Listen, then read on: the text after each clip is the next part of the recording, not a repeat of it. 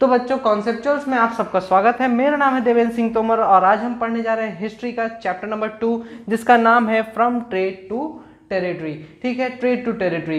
इसमें क्या हुआ था कि यूरोपियंस आ गए हैं ट्रेड करने। ठीक है, अब ट्रेड करने जब आ गए हैं तो इन्होंने किस तरीके से खोज की इंडिया की, और कौन खोज किया, कैसे इन्होंने ट्रेड इस्टेब्लिश किया, कौन कौन सी कंट्रीज आई, कौन कौन सा रीजन इन्होंने अपने कंट्रोल में ले लिया था ट्रेड के लिए, कहाँ कहाँ इन्होंने अपना फोर्टिफिकेशन किया था, और खास तौर पे इंग्लिश ईस्ट इंडिया कंपनी ने किस तरीके से सारी यूरोपियन कंट्रीज को एलिमिनेट कर दिया था इंडिया से खुद अपने आप को इस्टेब्लिश करने के लिए। और उसके बाद धीरे धीरे इसने क्या कर दिया, जितने भी हमारे नवाब्स थे, जितने भी रूलर्स थे इंडिया में, उन सभी को एलिमिनेट कर दिया था। ठीक है, तो ये हमारा पहला वीडियो है इस चैप्टर का। अब ये चैप्टर चूंकि बहुत बड़ा है, लेंदी है और बहुत ही ज़्यादा इंटरेस्टिंग है। ठीक है, तो इसके मैं 2 या 3 पार्ट्स बना सकता हूं। और हाँ, जिन बच्चों को इसके क्या चाहिए, नोट्स चाहिए, या फिर नोट्स तो प्रोवाइड कराना थोड़ा टफ पड़ जाएगा, मैं आपको क्वेश्चन आंसर्स वगैरह डिमांड जो कमेंट बॉक्स में किए थे उनको मैं क्वेश्चन आंसर्स वगैरह टेलीग्राम चैनल जो मैंने अभी क्रिएट किया है,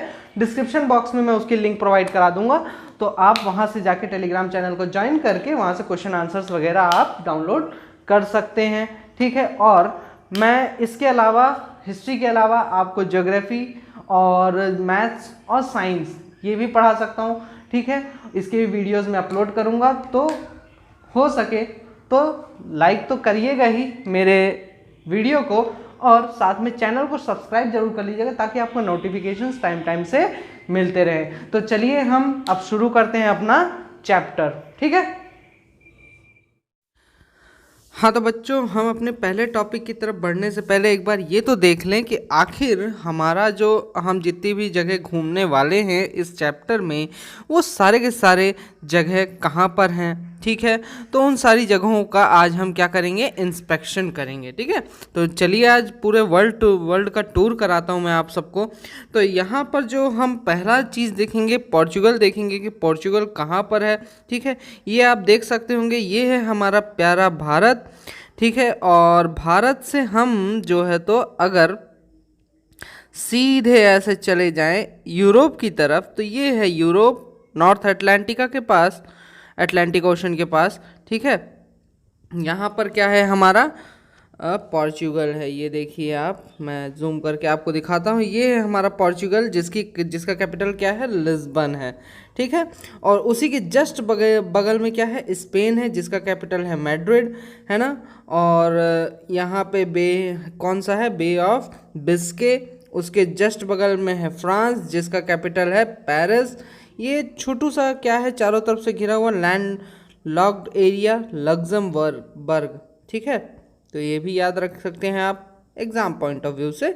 बेल्जियम है हमारा। ठीक है, ब्रसल्स है जिसका कैपिटल, नीदरलैंड्स जहाँ से डच आए थे, इसका कैपिटल है एम्स्टर्डम। ठीक है, ये आखिर नदी कौन सी है, नॉर्थ सी है। और ये जो पतला सा आपको रास्ता दिख रहा है, ये है इंग्लिश चैनल।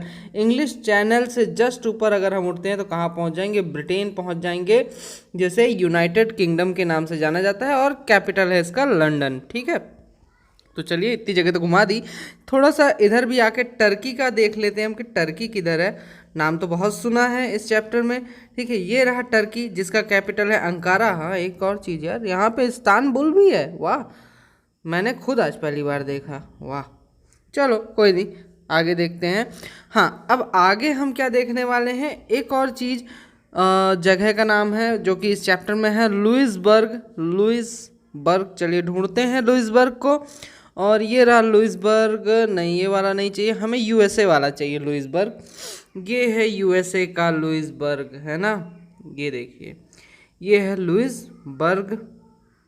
ये है कहाँ, कहाँ है, ये है यूनाइटेड स्टेट्स में, जैसा कि आप देख पा रहे होंगे, ये यूनाइटेड स्टेट्स में है। यूनाइटेड स्टेट्स की जो बाउंड्रीज है वो किससे टच हो रही हैं, मैक्सिको से टच हो रही हैं। ठीक है, यहाँ पे गल्फ ऑफ मैक्सिको भी देख पा रहे होंगे आप। ठीक है, यहाँ पे छोटी सी नदी है, वो छोटी सी नदी है, अरे शिकागो, ये मतलब आप देखे होंगे उसमें, कहाँ, एवेंजर्स मूवी में शिकागो भी है ना। और ये अटलांटा, वर्जीनिया, वेस्ट वर्जीनिया, पता नहीं कितनी मूवीज़ में। और यूनाइटेड किंगडम की, सॉरी यूके, यूएसए की, यूनाइटेड स्टेट्स ऑफ अमेरिका की जो कैपिटल है वो क्या है, वॉशिंगटन डीसी है। ठीक है, तो यहाँ तक तो हमने देख लिया। ये ऊपर की तरफ क्या है, कनाडा। ठीक है, जहाँ पे बहुत सारे लोग जाते हैं घूमने भागने, और जहाँ की सिटीजनशिप बहुत आसानी से मुझे लगता है मिल जाती है यार, सब हर कोई वहाँ चला जाता है ना। उसके बाद हम देखते हैं, चलिए वापस आते हैं हम कहाँ, इंडिया। इंडिया में हम कौन से रीजन में आज घूमेंगे, आरकॉट रीजन। आरकॉट रीजन जो कि तमिलनाडु में दिखा रहा है इसमें। ओ माय गॉड, घुस गए, ये रहा आरकॉट रीजन। ठीक है, कौन सी नदी गई है यहाँ से, ये आप अपने कमेंट सेक्शन में मुझे ज़रूर बताइए कि नदी कौन सी है आखिर जो यहाँ से आरकॉट रीजन से गुजरी है। मुझे भी नहीं पता, आप मुझे बताइएगा। ठीक है, चलिए इसका थोड़ा सा मैं आपको 360 डिग्री वाला अगर अपलोड हो गया जल्दी तो फ़ोटो दिखा दूँ एक। ये देखिए, वाह क्या है, मोतीदोन ललित होम, ये कोई अपने छत से खींचा है, बहुत गजब की फ़ोटो खींचा है। ये 360 डिग्री फ़ोटो कहलाती है। ठीक है, और ऊपर भी देख सकते हैं आप, इसमें चारों तरफ बहुत ही शानदार तरीके से फ़ोटो आती है इसमें। चलिए एक नई जगह चलते हैं, आरकॉट रीजन तो घूम लिए आप, अब हम देखते हैं मुर्शिदाबाद। मुर्शिदाबाद, अब ये पता नहीं यार बंगाल का था कि कर्नाटका था। चलिए मुर्शिदाबाद हम बंगाल वाला ही घूम लेते हैं। तो ये बंगाल में मुर्शिदाबाद है, हजारीदुआरी पैलेस। ये देखिए एकदम बांग्लादेश के बाउंड्री पर है मुर्शिदाबाद। ठीक है, ये एक फ़ोटो इसकी भी दिखाई देता हूँ। ओ माय गॉड, कठगोला बगान बोरी, कभी जाइएगा तो ज़रूर घूमिएगा यहाँ पे। ठीक है, ये देखिए बड़ा ही शानदार दिख रहा है यार। ठीक है, तो ये आप देख पा रहे होंगे। ठीक, तो हमने इतनी जगह तो देख ली, लुइसबर्ग, आरकॉट, मुर्शिदाबाद। ठीक है, मैं आपको एक चीज़ और बता दूं कि जब हम एक कार्नेटिक वॉर के बारे में देखेंगे इसी पार्ट में। ठीक है, वो कार्नेटिक रीजन कहाँ से कहाँ तक है, ये पूरा आंध्र प्रदेश, यहाँ से ये आंध्र प्रदेश पूरा कवर करते हुए चेन्नई, तमिलनाडु, मदुरई होते हुए कन्याकुमारी तक फैला रहता है ये कार्नेटिक रीजन। ठीक है, तो इसके बारे में आप अपना थोड़ा ध्यान रखिएगा, जब भी मैं कार्नेटिक की बात करूँ तो इसी रीजन की बात कर रहा हूँ। ठीक है, एक और है बालासोर, बालासोर। ठीक है, देखते हैं बालासोर, बालासोर, ओ ओ ओ ओ नहीं, बालासोर, बालासोर यार, बालासोर उड़ीसा में जो कि है, ये रहा बालासोर, पहुंच गए हम। ठीक है, यहाँ पे भी एक नदी गुजरी हुई है, गुजर रही है यहाँ से भी एक नदी। इस नदी का नाम भी आपको बताना है। ठीक है, कमेंट सेक्शन में कि आखिर ये कौन सी नदी है। ठीक है, तो बच्चों कोशिश ज़रूर करना यार, तभी तो आपको सब कुछ समझ में आएगा अच्छे तरीके से कि कौन सी चीज़ कहाँ है। एक और है भरूच, भरूच, भारुच। ठीक है, इसे ब्रूच के नाम से उस समय जाना जाता था, और ये कहाँ है, गुजरात में है हमारे। ठीक है, यहाँ से तो नर्मदा रिवर गुजर रही है, ये आप देख ही पा रहे होंगे, बट जहाँ नहीं लिखा था उन दो रिवर्स का नाम जरूर बताइएगा आप। ठीक है, नर्मदा रिवर यहाँ से गुजरती है। ठीक है, दमन भी यहीं पास में ही है, और दीव जो है वो क्या है, एक आइलैंड है। ठीक है, तो मैंने आपको इतने रीजन्स दिखा दिए। देखिए मैप में आपको बेसिकली इसलिए दिखा रहा था क्योंकि मैं चाहता हूँ कि आपको अगर कोई यूपीएससी वगैरह की तैयारी कर रहा हो तो ये सारी चीज़ें, या फिर आगे चल के किसी और एग्जाम्स की प्रिपरेशन कर रहे हो तो आपको ये सारी चीज़ें पता होनी चाहिए। सबके कैपिटल्स याद होने चाहिए, सबकी करेंसी याद होनी चाहिए, सबके फ्लैग याद होने चाहिए। ठीक है, तो अगर किसी को कलेक्टर बनना है तो थोड़ा तो मेहनत करना पड़ेगा, तो इतना तो आप मेहनत करिए। देखिए मैंने आपको ये चीज़ें दिखा दी ताकि आपको कहीं और न जाना पड़े, अलग अलग जब सर्च करने में बहुत टाइम भी लगता है यार, और मन भी नहीं करता है ना पढ़ने लिखने का ज़्यादा। ठीक है, तो ये था हमारा पार्ट। ठीक है, हमारे आज के पार्ट का एक छोटा सा टुकड़ा जिसे आप समझ सकते हैं। तो चलिए अब हम अपना पहला टॉपिक देख लें। ठीक है, जहाँ से हमारा चैप्टर स्टार्ट होगा। ठीक है, तो आज का हमारा जो पहला टॉपिक है वो है mercantilism in the end the expansion of European trade. ठीक है, कि आखिर मर्केंटिलिज्म क्या होता है हम ये जानेंगे, यूरोपियन ट्रेड का एक्सपेंशन किस तरीके से हुआ हम इसके बारे में भी बहुत ही अच्छे तरीके से जानेंगे। ठीक है, तो चलिए हम देखते हैं कि इसमें क्या क्या कहा गया है। जो EEIC थी हमारी इंग्लिश ईस्ट इंडिया कंपनी, उसका जो जिस टाइप से ओरिजिन हुआ था और जो उसकी पावर्स थी, जिस टाइप से उसका ओरिजिन हुआ था और जिस टाइप से उसकी पावर्स थी, उसके बेसिस पे एक नई इकोनॉमिक थ्योरी उभर कर आई थी। उस इकोनॉमिक थ्योरी का नाम था मर्केंटिलिज्म। क्या नाम था? मर्केंटिलिज्म। ठीक है, मर्केंटिलिज्म। मर्केंटिलिज्म आखिर होता क्या है? मर्केंटिलिज्म मतलब ये एक पॉपुलर चीज़ थी उस समय यूरोप में। ऐसा माना जाता था कि अगर आपको अपने कंट्री को प्रॉस्परस बनाना है, अगर आपको अपनी कंट्री को प्रॉस्परस बनाना है तो उसके लिए आपको क्या करना पड़ेगा, जितना आपके कंट्री में कंजम्पशन है उससे ज़्यादा आपको गुड्स का प्रोडक्शन करना पड़ेगा, जितना आप इंपोर्ट कर रहे हैं उससे ज़्यादा आपको क्या करना पड़ेगा, एक्सपोर्ट करना पड़ेगा। तो आपकी कंट्री तभी क्या हो पाएगी, प्रॉस्परस हो पाएगी। और यही चीज़ किस में कहा गया था, मर्केंटिलिज्म में की थ्योरी में कहा गया था। ये एक टाइप की इकोनॉमिक थ्योरी थी और कहते थे कि इसी की मदद से हम क्या कर सकते हैं, अपने ट्रेड को बैलेंस करके रख सकते हैं और पॉजिटिव वे में बैलेंस कर सकते हैं। ये चीज़ें कही गई। ठीक है, अब देखिए क्या हुआ, ओटोमन एम्पायर था। ठीक है, अब इन लोगों को क्या करना था, अलग अलग कंट्रीज़ में, यूरोपियन कंट्रीज़ को क्या करना था, जाके ट्रेड करना था। ट्रेड करने के लिए ये लोग ट्रेडिशनल लैंड रूट्स वगैरह के थ्रू जाते थे। अब वो ट्रेडिशनल लैंड रूट्स जो थे वो कैसे थे, अब वहाँ पे ओटोमन एम्पायर बीच रास्ते में पड़ता था, वहाँ पर स्ट्रगल चल रहा था, वॉर चल रही थी। इसके कारण ओटोमन एम्पायर के कारण क्या हुआ कि वहाँ पर वो ट्रेडिशनल रूट ब्लॉक हो चुका था। वो ट्रेडिशनल रूट जब ब्लॉक हो चुका है तो यूरोपियंस ने कुछ अदर रूट्स फाइंड करने की कोशिश की, जिसमें कि जो पहला सेलर निकले थे, जो पहले सेलर निकले थे हमारे कौन से, क्रिस्टोफर कोलंबस जो थे, क्रिस्टोफर कोलंबस।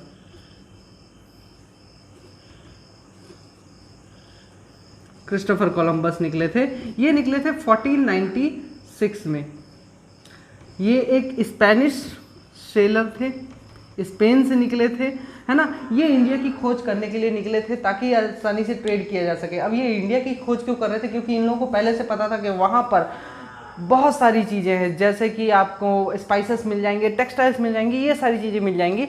तो इसलिए ये इंडिया की खोज करने निकले। अब इन्होंने बोला कि यार अर्थ तो गोला है, ठीक है, अर्थ क्या है, एक छोटा सा गोला है। अब गोला है तो भैया हम क्या करेंगे, इधर से निकलेंगे, है ना। आपको मैंने मैप में बताया है जैसा कि ये इधर से आप वर्ल्ड मैप अगर देखेंगे तो उसमें मैंने जो बताया है कि अगर आप यूरोप से निकलेंगे तो एक सर्कल लगा के हम कहाँ पहुँच जाएंगे। उनका ये अंदाज़ा था उस समय में, क्योंकि उस समय ये मैप वगैरह तो था नहीं उतना ज़्यादा डेवलप, ठीक है। तो हम कहाँ पहुँच जाएंगे, इंडिया पहुँच जाएंगे, ऐसा उनका मानना था। लेकिन वो निकले यूरोप से, मान लीजिए ये यूरोप है, यहाँ से वो निकले इंडिया की खोज में। लेकिन बीच रास्ते में क्या पड़ता है, आप भी जानते हैं, अटलांटिक ओशन क्रॉस करते करते बीच रास्ते में ऐसा कुछ एक डायग्राम आता है जिसको हमने क्या नाम दिया, अमेरिका बोलते हैं, अमेरिका प्रेजेंट टाइम में, ठीक है। तो उन्होंने इसकी खोज कर दी थी बाय मिस्टेक। मैं आपको पिछले चैप्टर में भी इसके बारे में डिटेल में बता चुका हूँ, ठीक है। अब ये तो खोज नहीं कर पाए, लेकिन हाँ, अमेरिका की खोज के बाद इसको क्या कहा गया, एक न्यू वर्ल्ड कहा गया। और यहाँ पे गोल्ड बहुत ज़्यादा मिलता था, ठीक है। तो आप इस चीज़ को ध्यान में रख सकते हैं, ठीक है। इन्होंने वेस्ट इंडीज़ की भी खोज की थी, जिसमें कि इन्होंने मतलब सोच लिया कि हाँ हम इंडिया पहुँच गए, लेकिन इंडिया नहीं पहुँचे थे। वो वेस्ट इंडीज़ नाम दिया बाद में उसको, ठीक है, क्योंकि वो वेस्ट में पड़ता है, ठीक है। इंडिया के बेसिस पे काले लोगों को देख के उन्होंने डिसाइड कर लिया था कि ये वेस्ट इंडीज़ है, ठीक है। अब दूसरे खोजी कौन निकले, पोर्चुगल से हमारे जो दूसरे खोजी थे, डिस्कवरर थे, एक्सप्लोरर थे, है ना, उनका नाम था वास्को ड गामा, जो कि दूसरे खोजी थे, जो कि निकले थे पोर्चुगल से। ये एक पोर्चुगीज सेलर थे और ये कब निकले थे, 1498 में इंडिया की खोज करने निकले। और ये कहाँ से गए, मैंने आपको इनका रूट, जैसा कि आप मैप में देख पा रहे हो, इनका जो रूट है ये अफ्रीका के साउथ वेस्ट से होते हुए वेस्टर्न पार्ट से होते हुए गुजरे हैं और केप ऑफ गुड होप से होते हुए कहाँ पहुँच गए थे, ये हमारे इंडिया पहुंच गए थे। ठीक है, जो साउथ अफ्रीका का जो टिप है वहां से होते हुए ये इंडिया पहुंच गए, जैसा कि आप मैप में देख पा रहे हैं। ठीक है, अब चलिए हम आगे बढ़ते। अब इसने क्या खोल दिए, ओवरसीज के लिए रास्ते खोल दिए। ठीक है, ओवरसीज के लिए रास्ते खोल दिया। बहुत सारी जितनी भी यूरोपियन कंट्रीज थी यार, उनके लिए अब मतलब ट्रेड के लिए एक बहुत बड़ा रूट मिल चुका था। लॉन्गेस्ट रूट था नो डाउट, लेकिन एक बहुत बड़ी उपलब्धि थी। ठीक है, और इसीलिए इस तरीके से यूरोपियन कंट्रीज एस्टैब्लिश हुई। ठीक है, अब इन्होंने ये आए कहाँ पर, वास्को डी गामा। ये वास्को डी गामा कहाँ आए थे, कालीकट में आए थे। ठीक है, इंडिया में कालीकट में के पोर्ट पर ये आए। ठीक है, जो कि प्रेजेंट टाइम में अगर आप मैप में देखेंगे तो आपको खोजी खोड़े के नाम से दिखेगा। ठीक है, तो चलिए अब हम बढ़ते हैं अपने अगले टॉपिक की तरफ। ठीक है, तो अब वास्को डी गामा के खोज के बाद इंडिया की खोज हो गई। बहुत सारी ट्रेडिंग कंपनीज, जितनी भी यूरोप की जितनी भी ट्रेडिंग कंपनीज थी, जैसे कि डच, फ्रांस, इंग्लिश, ये सब के सब आए। पोर्चुगल जो था वो पहला ट्रेडिंग कंपनी था जिसने कि इंडिया में अपना ट्रेडिंग सेंटर बनाया, अपनी फैक्ट्रीज ओपन की। ठीक है, उसने अपना ट्रेडिंग बेस इंडिया में बेसिकली बना लिया था। अब उसके बाद बहुत सारी और भी कंट्रीज आई जिनके बारे में हम एक लाइन से सबके बारे में हम देखेंगे, है ना। जैसे कि जो पहली कंट्री थी उसका नाम था, आप तो जानते ही हैं, पोर्चुगल, है ना। अब पोर्चुगल जो था वो पहली ट्रेडिंग कंपनी थी, यूरोपियन ट्रेडर्स थे जो कि इंडिया आए थे। ठीक है, अब ये कहाँ पे लैंड हुए थे, कालीकट में आए थे। ठीक है, तो इसका मतलब इन्हें कालीकट में बनाना चाहिए अपना बेस, लेकिन ये इन्होंने कालीकट में ना बना के अपना बेस गोवा में बनाया। ठीक है, और कहाँ बनाया, दमन एंड दीव में बना दिया। ठीक है, 2 जगह इन्होंने अपना बेस बनाया। बेसिकली ये कहाँ पे सेटअप थे, पूरा वेस्टर्न पार्ट जो है इंडिया का, उस पूरे वेस्टर्न कोस्टल एरिया में सेटअप थे। इन्होंने अपना ज़्यादा दबदबा उसी एरिया में बना लिया था। लेकिन जो पोर्चुगीज़ थे उन्होंने इंडिया को कब छोड़ा, 1961 में। गोवा जो था पोर्चुगल के, गोवा और दमन एंड दीव वो पोर्चुगल के अंडर में था। ठीक है, पोर्चुगल उस पर राज करता था, 1961 तक उसने राज किया। फिर उसके बाद कुछ ऐसा हुआ कि 1961 में जो इंडियन आर्म्ड फोर्सेस थी, है ना, उन्होंने क्या किया, एक ऑपरेशन स्टार्ट किया। किसके लिए, पोर्चुगल्स को इंडिया से हटाने के लिए। और उसमें उन्होंने क्या किया, ऑपरेशन विजय करा। ठीक है, ऑपरेशन विजय परफॉर्म किया और ऑपरेशन विजय के थ्रू ही इन्होंने, इंडिया वालों ने अपने गोवा को वापस ले लिया पोर्चुगल से। ठीक है, जो अगली कंट्री थी वो थी कौन से, द डच। जो अगली कंट्री थी वो थे द डच।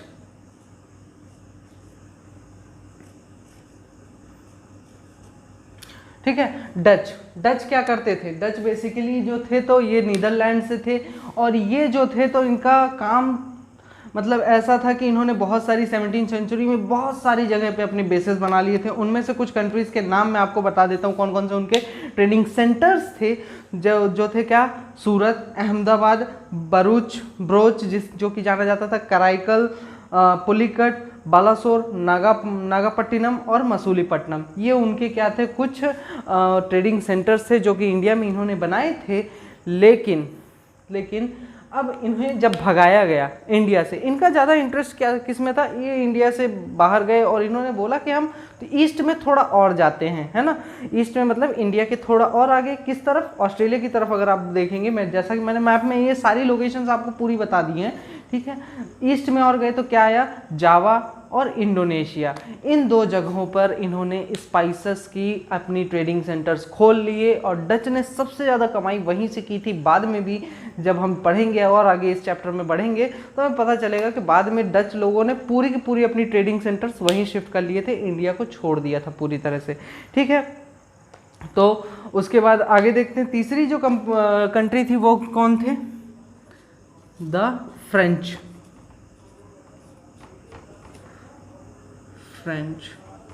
है ना।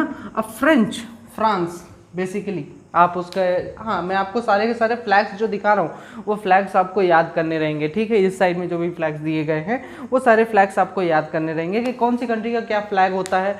ठीक है, तो जो फ्रेंच ईस्ट इंडिया कंपनी थी वो इंडिया में इस्टेब्लिश कब हुई, 1664 में इस्टेब्लिश हुई।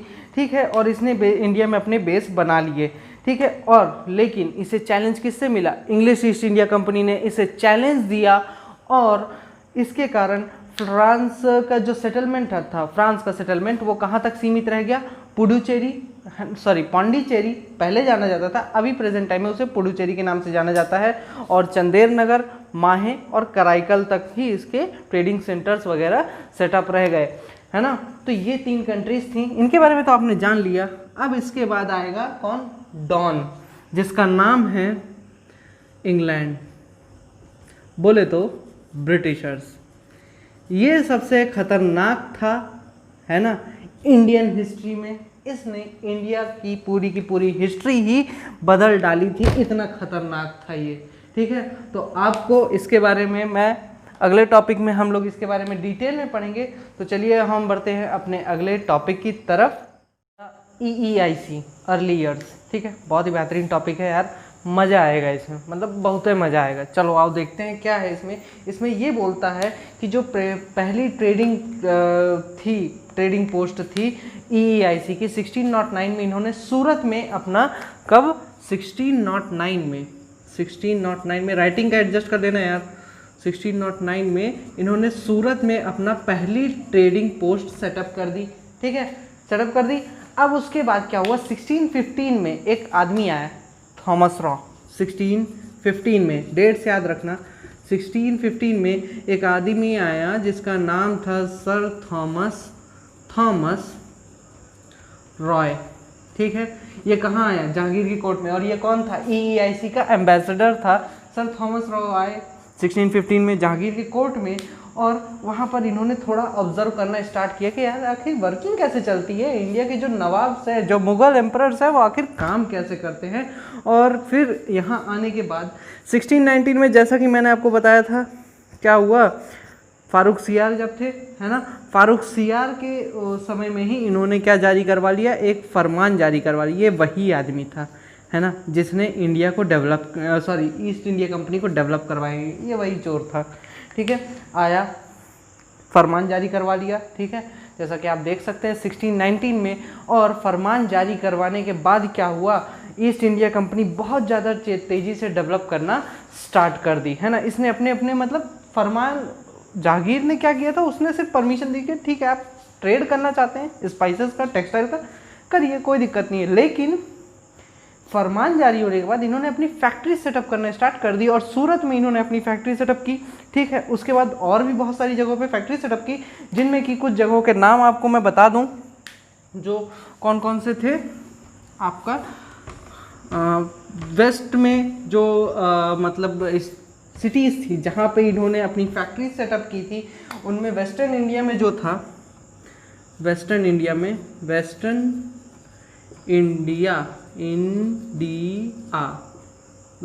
इंडिया में जो उन्होंने फैक्ट्री सेटअप की थी, कौन कौन सी सिटीज़ थी, एक तो ब्रोच था, ठीक है, लाइट पड़ रही हो तो यार एडजस्ट कर लेना थोड़ा, ठीक है, ब्रोच था। और दूसरा जो कि प्रेजेंट टाइम में बहरोच के नाम से जाना जाता है, दूसरा जो था वो था अहमदाबाद,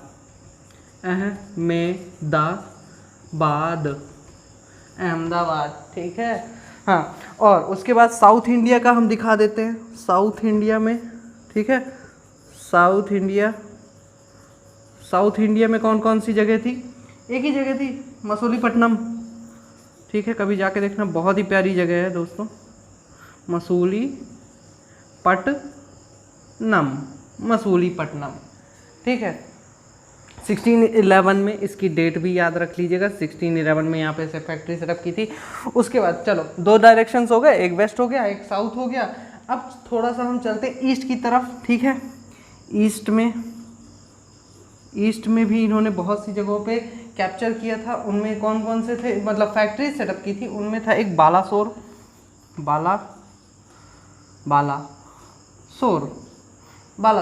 ठीक है, जो कि कौन सी ईयर में था, 1633 में था, ठीक है, यहाँ पे फैक्ट्री सेटअप की थी। उसके बाद ये कहाँ है, कौन से स्टेट में है, उड़ीसा स्टेट में है, ठीक है। और दूसरा जो था वेस्ट बंगाल में था, है ना, जो कि था हुगली, ठीक है, गंगा रिवर को बंगाल में हुगली के नाम से जाना जाता है, ठीक है। वन में, ठीक है, हुगली को क्या किया इन्होंने, कैप्चर कर लिया था, जो कि बंगाल में है हुगली। ठीक है, अब हम अगले देखते हैं। अब देखो इन्होंने ये जगह तो जो है यहाँ पे फैक्ट्री सेटअप की, लेकिन कुछ जगह ऐसी थी जहाँ पे इन्होंने फैक्ट्री सेटअप तो कर ली, लेकिन उसके बाद उन्होंने क्या किया, वहाँ पे कॉलोनी सेटअप की। कॉलोनी सेटअप करने के बाद उसके चारों तरफ इन्होंने फोर्टिफिकेशन स्टार्ट कर दिया। फोर्टिफिकेशन मतलब किलाबंदी करना स्टार्ट कर दिया, फोर्ट्स बनाना स्टार्ट कर दिया। फोर्ट किस लिए बनाता है इंसान, ताकि युद्ध लड़ सके। ठीक है, अब फोर्टिफिकेशन क्या, फोर्टिफिकेशन कहाँ कहाँ किया हमें ये देखना है। ठीक है, तो चलिए हम देखते हैं फोर्टिफिकेशन कहाँ कहाँ हुआ है।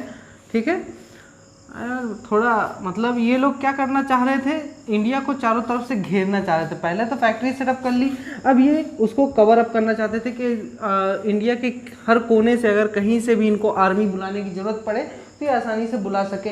अब बहुत से किंग्स ने इसके ऊपर सवाल भी उठाया कि आप फोर्टिफिकेशन कर क्यों रहे हैं, और फोर्टिफिकेशन कहाँ कहाँ किया ये देख लीजिए आप। पहला जो था वो था मद्रास, मद्रास जो कि प्रेजेंट टाइम में चेन्नई के नाम से जाना जाता है, चेन्नई।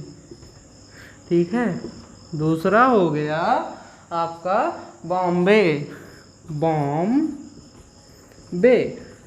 बॉम्बे, मुंबई। ठीक है, प्रेजेंट टाइम में इसे हम किस नाम से जानते हैं, मुंबई के नाम से जानते हैं। उसके बाद हम तीसरा देखते हैं, जो तीसरी जगह थी जहाँ पे इन्होंने फोर्टिफिकेशन किया था उसका नाम था कैलकट्टा। कट्टा नहीं चलाना है ना, नहीं चलाना, उस जिसे प्रेजेंट टाइम में कोलकाता के नाम से जाना जाता है, कोलकाता के नाम से जाना जाता है। ठीक है, थोड़ा लैंग्वेज पे नहीं जाइएगा, मजाक कर रहा हूँ, है ना।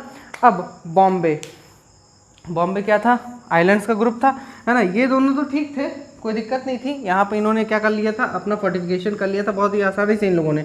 लेकिन जो मेन था, है ना, ये प्रेसिडेंसीज के नाम से जाने जाते थे। तो यहाँ पे हर एक जगह एक अलग ही गवर्नर जनरल बैठता था। ठीक है, हर एक प्रेसिडेंसी के लिए अलग गवर्नर जनरल, और ये इंडिया के तीनों कोने में फैला था। ठीक है, अब बॉम्बे की अगर बात करें तो बॉम्बे बहुत सारे छोटे छोटे आइलैंड से जुड़ के बना हुआ था। ठीक है, ग्रुप ऑफ आइलैंड्स था उस समय। अब बॉम्बे में उस समय जो था तो पोर्चुगल का था राज, उसने अपनी फैक्ट्री सेटअप की थी भाई, उसका राज था। अब क्या हुआ, एक टर्निंग पॉइंट आया। जो ब्रिटिश का प्रिंस था चार्ल्स सेकेंड, ये भाई साहब कहाँ से थे, सेकेंड नंबर के थे, है ना। ये भाई साहब कहाँ से थे, ये ब्रिटिश के थे। ठीक है, और ये एक प्रिंस थे ब्रिटिश के। ठीक है, इन्होंने क्या किया, 1661 में पोर्चुगल की एक लड़की से शादी कर ली। अब वो पोर्चुगल की जिस लड़की से इन्होंने शादी की थी वो कोई छोटी मोटी लड़की नहीं थी। वो कौन थी, कैथरीन थी, सॉरी, कैथरीन थी। ठीक है, ये कहाँ की थी, पोर्चुगल की थी। ब्रेगेंजा, कैथरीन ऑफ ब्रेगेंजा के नाम से जिससे जाना जाता है, ब्रेगेंजा। ठीक है, इसके साथ इन्होंने क्या कर लिया, कुछ ऐसा वाला सीन क्रिएट कर लिया। ठीक है, लिख देते हैं, weds Charles second weds Catherine of Braganza. ठीक है, दोनों की हंसी खुशी शादी भी हो गई। अब चार्ल्स सेकेंड बोला, कैथरीन ऑफ ब्रिगेंजा जो थी ना हमारी, उनके पिताजी जो थे उनका नाम था क्या,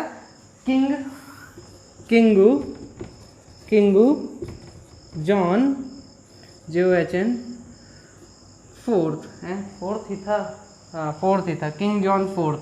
ठीक है, ये आदमी बोले तो इनके ससुर जी, अपने ससुर जी से बोले ठीक है बेटी तो दे दिए, एक काम करिए दहेज में भी तो कुछ दे दीजिए। तो इन्होंने दहेज में, चार्ल्स ने दहेज में क्या मांग लिया किंग से, राजा से, बॉम्बे मांग लिया। अब जब बॉम्बे इसके हाथ में आ गया तो इसने क्या किया, EEIC को, इंग्लिश ईस्ट इंडिया कंपनी को बोला कि देखो हमारे ससुर जी ने तो हमको दे दिया है, तो अब एक काम करिए, आप हमको 10 पाउंड, साल का 10 पाउंड दीजिए, ज़मीन आपके मतलब लीज़ पे हम देंगे, आपके नाम नहीं करेंगे, हम लीज़ पे आपको दे देंगे कि आप वहाँ पे जो करना चाहें आप करिए जब तक हम चाहें। ठीक है, जब भी हमारी इच्छा होगी हम वापस ले लेंगे। ठीक है, तो साल का कितने पाउंड में बेच दिया, 10 पाउंड में लीज में दे दिया। ठीक है, चार्ल्स सेकंड ने इस तरीके से इंग्लिश ईस्ट इंडिया कंपनी ने अपने हाथ में पूरी तरह से अब तीनों तरफ से घेर लिया था इंडिया को। ठीक है, तो ये था हमारा यहाँ तक का ये वाला टॉपिक। अगला टॉपिक और भी ज़्यादा इंटरेस्टिंग होगा, द स्ट्रगल फॉर पावर। अब ये लोग लड़ाई करेंगे जहाँ पे बहुत मज़ा आएगा। ठीक है, तो चलिए हम बढ़ते हैं अपने अगले टॉपिक की तरफ। तो हमारा अगला टॉपिक है द स्ट्रगल फॉर पावर, है ना। अब पावर के लिए सबके सब एक स्ट्रगल करेंगे। अब जितनी भी कंट्रीज थी, यूरोपियन कंट्रीज, सब जगह अब एक ही कंट्री में इकट्ठा हो चुकी थी ट्रेडिंग पर्पस के लिए। ठीक है, अब इनके बीच में एक कंपटीशन की भावना आ गई कि यार हमारा ट्रेड ज़्यादा अच्छा होना चाहिए। ठीक है, दूसरा ये लोग अपने एक दूसरे को क्या समझने लगे थे, राइवलरी समझने लगे थे। राइवलरी मतलब एक दूसरे को दुश्मन समझने लगे थे। ठीक है, और ये लोग ज़्यादा से ज़्यादा प्रॉफिट अर्न करना चाहते थे और मोनोपोली अपना एस्टैब्लिश करना चाहते थे। ठीक है, ट्रेड के ऊपर मोनोपोली मतलब पॉलिटिकल तरीके से भी ये लोग अपना पूरी तरह से पावर एस्टैब्लिश करना चाहते थे। अब अगर किसी भी कंट्री को क्या करते हैं, किसी को भी ट्रेड में अगर अपने आप को एस्टैब्लिश करना था तो उसका एक ही तरीका था कि आप अपने जो अपोनेंट है उसको या तो एलिमिनेट कर दो, अपोनेंट ट्रेडिंग कंपनी है उसको एलिमिनेट कर सकते थे ये लोग, या फिर दूसरा जो तरीका था कि जिस भी कंट्री में ये लोग ट्रेडिंग कर रहे हैं उस कंट्री के साथ क्या कर, उस कंट्री का जो पॉलिटिकल पावर है उस पर पूरी तरह से अपना कंट्रोल एस्टैब्लिश कर लें। ठीक है, अब जो स्ट्रगल था वो चालू हो चुका था, किस चीज़ के लिए, कॉलोनियल पोजीशन के लिए। ठीक है, जिसमें कि 18वीं सेंचुरी में ब्रिटिश ने और फ्रांस ने क्या किया, ये दोनों मेन कंट्रीज बची थी, जो मेजर कंट्रीज बची थी। बाकी अगर पोर्चुगीज की बात करें तो उसको पूरी तरह से इन लोगों ने एलिमिनेट कर दिया था दोनों ने मिलके। और अगर डच की बात करें तो डच किस तरफ चला गया था, वो हार गया था इन लोगों से, युद्ध बैटल वॉर हुआ था उसमें ये वो हार गया था, इसलिए उसने क्या किया, इंडोनेशिया में अपना स्पाइसेस की फैक्ट्री डाल दी थी। ठीक है, अब पूरे 17th और 18th सेंचुरी में दोनों के बीच में लगातार स्ट्रगल चालू रहा। ठीक है, दोनों के बीच में लगातार स्ट्रगल चालू रहा। अब ऐसा क्यों हो रहा था, क्योंकि ये जो थे तो ट्रेडिशनल राइवल्स थे। ठीक है, क्योंकि यूरोप में भी इन दोनों के बीच में हर वक्त लड़ाई करते रहते थे, लड़ाई झगड़ा चलता ही रहता था, है ना।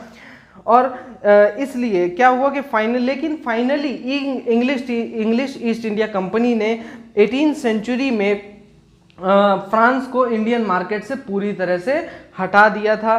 ठीक है, और उसने पूरी तरह से अपना मार्केट सेटअप कर लिया था। ठीक है, इंडिया में। अब इसमें जो वॉर्स हुए थे तो हम वॉर्स के बारे में देखेंगे कि आखिर कौन कौन से वॉर्स हुए थे। तो बेसिकली एक ही वॉर 3 बार लड़ी गई थी, आप ध्यान से याद रख लीजिएगा।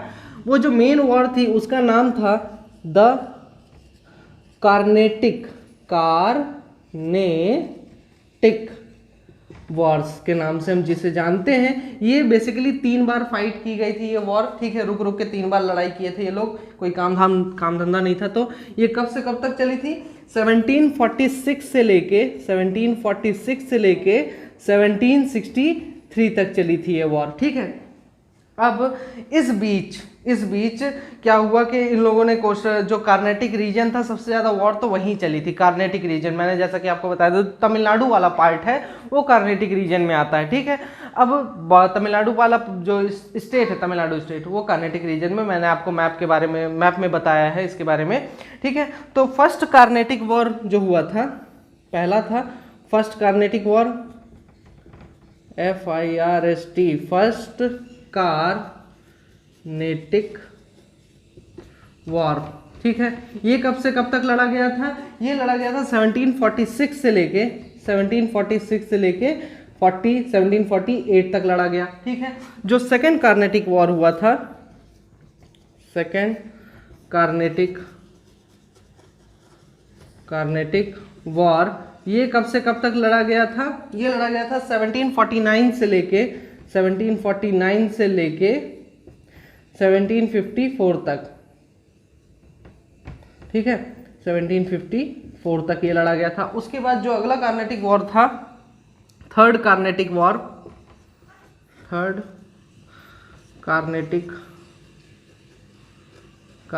वॉर, ये लड़ा गया था 1756 से लेके 1763 तक लड़ा गया था। ठीक है, तो आप इनकी डेट्स आप याद रख सकते हैं। तो पहले कार्नेटिक वॉर में आखिर क्या हुआ था, 1746 से 1742 से स्टार्ट हुआ था इसका, है ना, इसका जो ओरिजिन हुआ था 1742 से हुआ था, जब यूरोप में फ्रांस और इंग्लैंड के बीच में क्या हुआ था, युद्ध स्टार्ट हुआ था, वॉर हुआ था, ठीक है। उसका ही एक कारण था कि ये वॉर हुआ था, ठीक है। इसमें बेसिकली क्या हुआ था, इंग्लिश ईस्ट इंडिया कंपनी को किसका सपोर्ट मिल गया था, कार्नेटिक का जो नवाब थे उनका सपोर्ट मिल गया। उनके सपोर्ट से इसने क्या किया था, मतलब कि जो फ्रांस के जितने भी शिप्स थे उनको कैप्चर कर लिया था। जब फ्रांस के शिप्स को कैप्चर कर लिया तो उसके बाद, कैप्चर करने के बाद इन्होंने फ्रांस के शिप को कैप्चर करने के बाद फ्रांस को गुस्सा आया, फ्रांस ने क्या कर दिया, फोर्ट सेंट जॉर्ज को कैप्चर कर लिया, फोर्ट सेंट जॉर्ज, ठीक है। फोर्ट सेंट जॉर्ज के बारे में मैं आपको थोड़ा सा डिटेल में बता देता हूँ कि आखिर है क्या।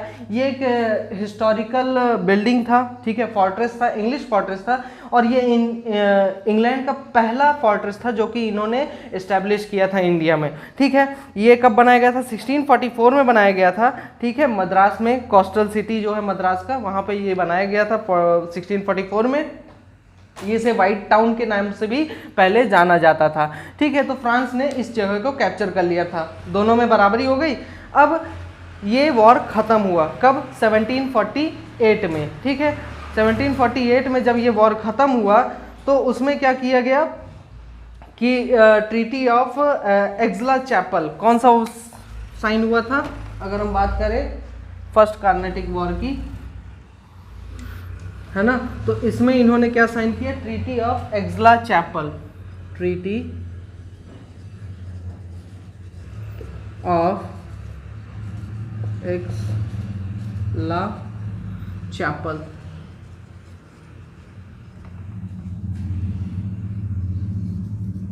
ठीक है। कब साइन हुआ, 1748 में, ठीक है। इसके साइन होने के साथ ही पहला कार्नेटिक वॉर खत्म हो गया था, और इसमें यह कहा गया कि जो फ्रांस है उसको लुइसबर्ग दिया गया, ठीक है, फ्रांस को, और नॉर्थ अमेरिका रीजन में लुइसबर्ग नाम की जगह इनको प्रोवाइड कर दी गई थी। वहीं इंग्लिश को क्या मिल गया था, इनको मद्रास वापस से मिल गया था, ठीक है।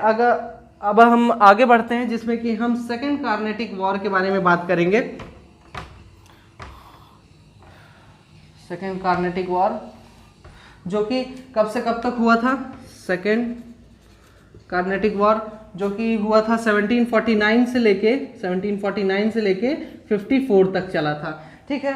इसमें क्या हुआ कि अब जैसे ही कार्नेटिक रीजन के रूलर्स की डेथ हो गई, कार्नेटिक रीजन के रूलर्स की जैसे ही डेथ हो गई, उसके बाद क्या हो गया कि अब भाई पोजीशन के लिए लड़ाई चलने लगी।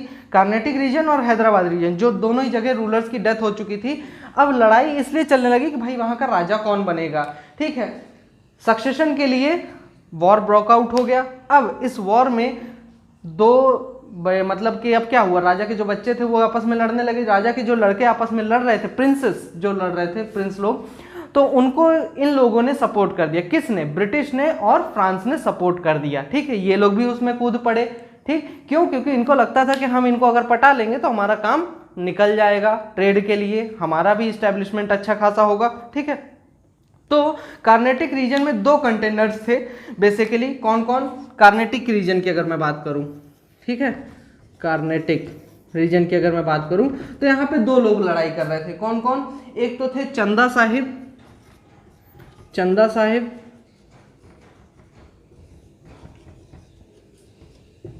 दूसरे कौन थे, मोहम्मद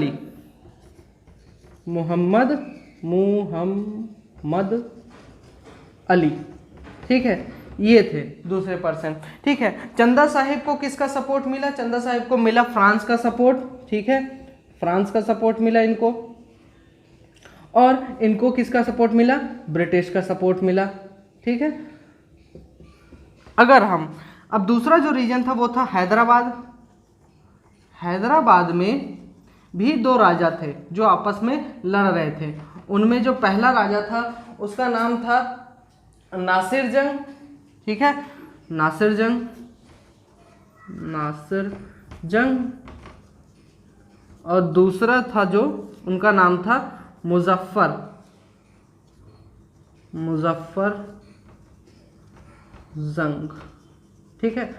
हाँ, नासिर जंग को किसका सपोर्ट मिला था? नासिर जंग को ब्रिटिश का सपोर्ट मिला था, ब्रिटिश का सपोर्ट मिला।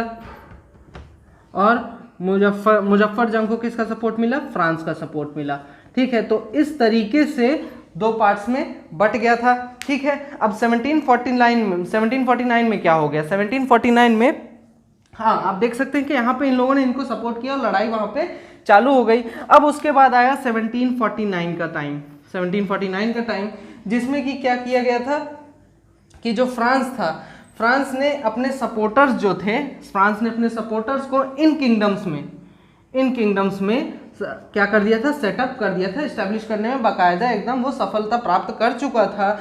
और इसीलिए क्या हुआ 1751 में, ठीक है, ये तो 1749 की बात थी, उसके बाद 1751 में क्या हो गया? ब्रिटिश ने, यहाँ तो फ्रांस का दबदबा था, ठीक है, यहाँ पे किसका दबदबा बना? ब्रिटिश की बारी आई। अब ब्रिटिश ने क्या किया कि आर्कोट रीजन, ठीक है, रॉबर्ट क्लाइव के अंडर में आर्कोट रीजन को इन्होंने कैप्चर कर लिया, ठीक है, फ्रांस से छीन लिया आर्कोट रीजन। अब आर्कोट रीजन कहाँ है? आर्कोट रीजन तमिलनाडु में है, ठीक है। अब क्लाइव के बहुत सारी एडिशनल विक्ट्रीज भी हुई, जिसके कारण बहुत ज़्यादा सफलता प्राप्त हुई, ठीक है। तो चलिए मैं आपको थोड़ा डिटेल में बता देता हूँ इनके बारे में। चंदा साहिब कौन थे? ठीक है, चंदा साहिब की जो डेथ हुई थी वो हुई थी 12 जून 1752 में, ठीक है। वो कार्नेटिक रीजन के नवाब थे, कब से कब तक? 1749 से लेकर 1752 तक, ठीक है। और उनको सपोर्ट किसका मिला था? फ्रांस को मिला था, चंदा साहिब को, हाँ, चंदा साहिब को फ्रांस का सपोर्ट मिला था कार्नेटिक वॉर्स के टाइम पे, ठीक है। और 7 ईयर्स के वॉर के टाइम पर भी इन्होंने मतलब इनको सपोर्ट किया था फ्रांस ने, ठीक है। उनके डिफीट के बाद 1751 में आर्कोट रीजन जो था, ठीक है, वो किसके हाथ में चला गया था? ब्रिटिशर्स के हाथ में चला गया था। मैंने जैसा कि अभी आपको बताया, ब्रिटिशर्स के हाथ में चला गया था, ठीक है। और इनको फिर आखिरी में जब इनकी डेथ हुई, डेथ के पहले इनको किसने कैप्चर किया? मराठास ने, ठीक है, थंजावुर के मराठास ने इनको कैप्चर किया और इन्हें वहां से निकाल फेंका, ठीक है। अगर हम मोहम्मद अली खान, ठीक है, कौन है ये? मोहम्मद अली खान, जिनका पूरा नाम है मोहम्मद अली खान वल्लाजाह, ठीक है, ये आर्कोट रीजन के नवाब थे, ठीक है, इंडिया में। और ब्रिटिश के एक एलाई थे, British English east India company के एक एलाई थे ये, ठीक है। उसके बाद अगर नासिर जंग की हम बात करें तो नासिर जंग जो थे हैदराबाद स्टेट के क्या थे? नवाब थे 1748 में, ठीक है। और रॉबर्ट क्लाइव की अगर हम बात करें तो ये आदमी कौन था? ये इनके जो टाइम पीरियड था, ठीक है, इनको उस समय टाइम पीरियड को क्या कहा जाता था? क्लाइव ऑफ इंडिया के नाम से भी जाना जाता था। ये बंगाल प्रेसिडेंसी के पहले ब्रिटिश गवर्नर जनरल थे, बंगाल प्रेसिडेंसी के पहले ब्रिटिश गवर्नर जनरल थे ये, ठीक है। तो यहाँ तक तो आप समझ गए होंगे। उसके बाद क्या हुआ? अब ये वॉर्स जो था सेकंड कार्नेटिक वॉर में, इतना पूरी कहानी आपको याद रखनी है कि सेकंड कार्नेटिक वॉर में आखिर क्या क्या हुआ।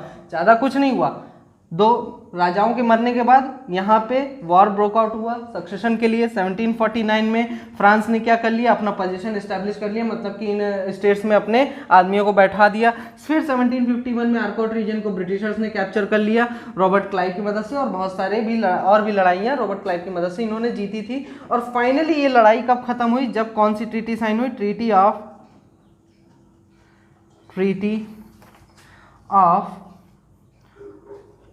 पौंडीचेरी,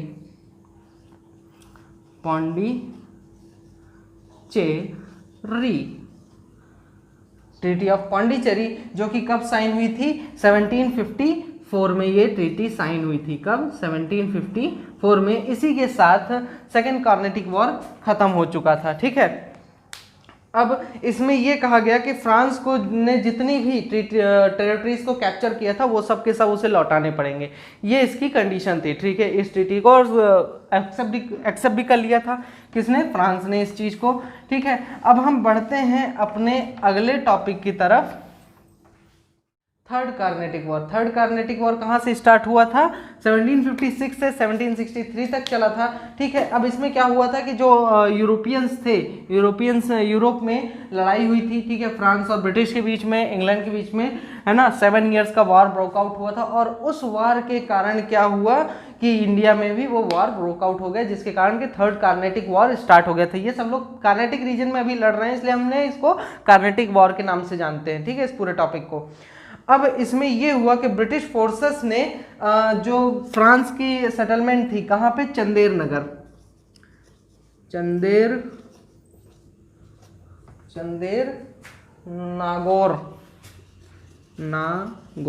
नगर। ठीक है, इसको 1757 में क्या कर लिया? कैप्चर कर लिया। ब्रिटिशर्स ने फ्रांस से छीन लिया, है ना। प्रेजेंट टाइम में इसे किस नाम से जाना जाता है? चंदन नगर। अंधेर नगरी, चौपट राजा, टकेसर भाजी, टकेसर खाजा। ठीक है, चंदन नगर। अब चंदन नगर को कैप्चर कर लिया ब्रिटिशर्स ने, लड़ाई हुई, है ना। अब इनके बीच में अच्छी खासी लड़ाई स्टार्ट हो गई। तो लड़ाई में 2 जनरल्स थे। ठीक है, जो ब्रिटिश की तरफ से जनरल थे उनका नाम था एयरकोट। ब्रिटिश कमांडर जो थे एयरकूट।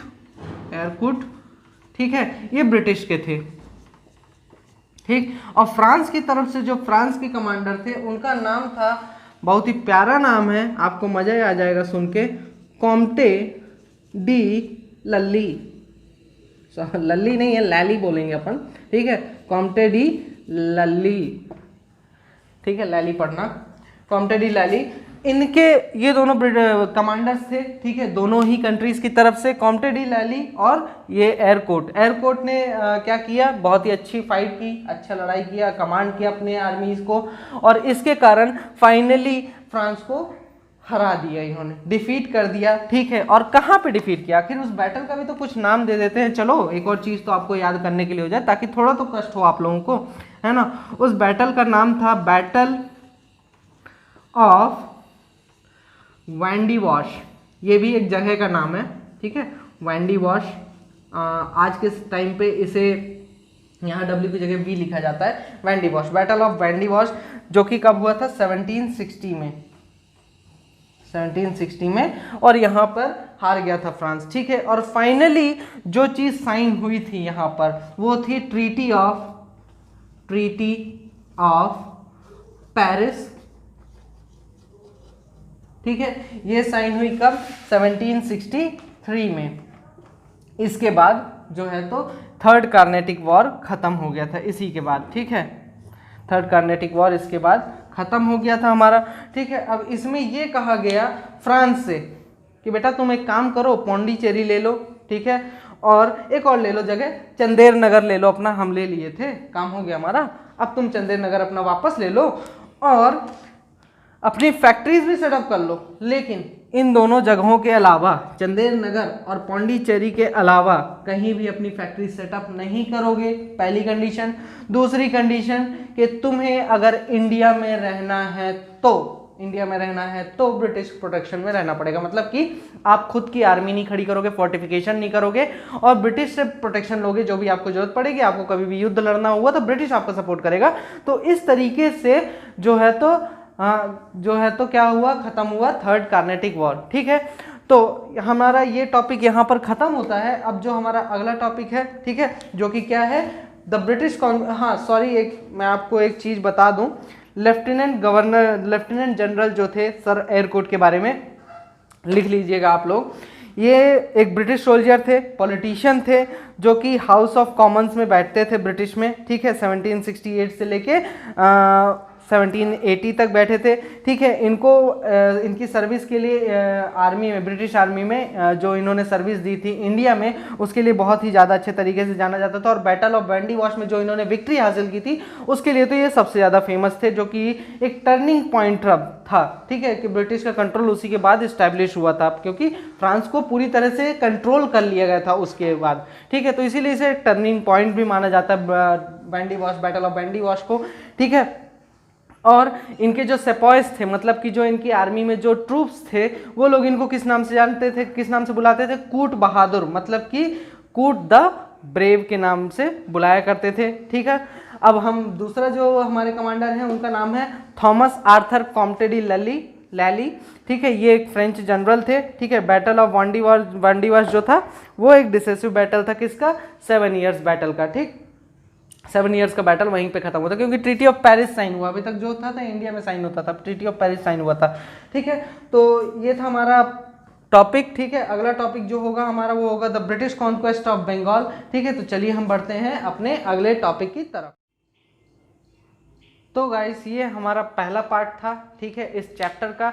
हम लोग अब आगे देखेंगे, आगे के जो टॉपिक्स थे, मैंने जो अगला टॉपिक था वो इसलिए नहीं पढ़ाया क्योंकि उसमें क्या था, उसमें बेसिकली दिया गया था the British conquest of Bengal, मतलब अब ब्रिटिशर्स जो हैं तो यूरोपियंस को पूरी तरह से एलिमिनेट कर चुके हैं। अब आगे ये क्या करेंगे, इंडिया को कैप्चर करने की कोशिश करेंगे, जिसमें बहुत सारी वॉर्स होंगी इंडियन रूलर्स के साथ ब्रिटिशर्स की, ठीक है। तो वो किस तरीके से हुआ है, कैसे किया, कैसे कैप्चर किया, ये सब हम अपने अगले पार्ट में देखेंगे, ठीक है। तो अगर आपको वीडियो पसंद आया हो तो चैनल को सब्सक्राइब करिए, वीडियो को उसके बाद लाइक जरूर कर दीजिएगा, ठीक है। और आप कमेंट सेक्शन में बताइए कि आपको और कौन से सब्जेक्ट के आपको नोट्स चाहिए या फिर कौन से सब्जेक्ट के वीडियोस चाहिए, मैथ्स भी हो सकता है, आप साइंस के लिए भी बोल सकते हैं, किस क्लास के लिए चाहिए, जो भी आप बोलेंगे वो मैं आपको प्रोवाइड कराऊंगा इस चैनल पे, क्योंकि इसका नाम है कॉन्सेप्चुअल्स और कॉन्सेप्ट सहित बताऊंगा, ठीक है।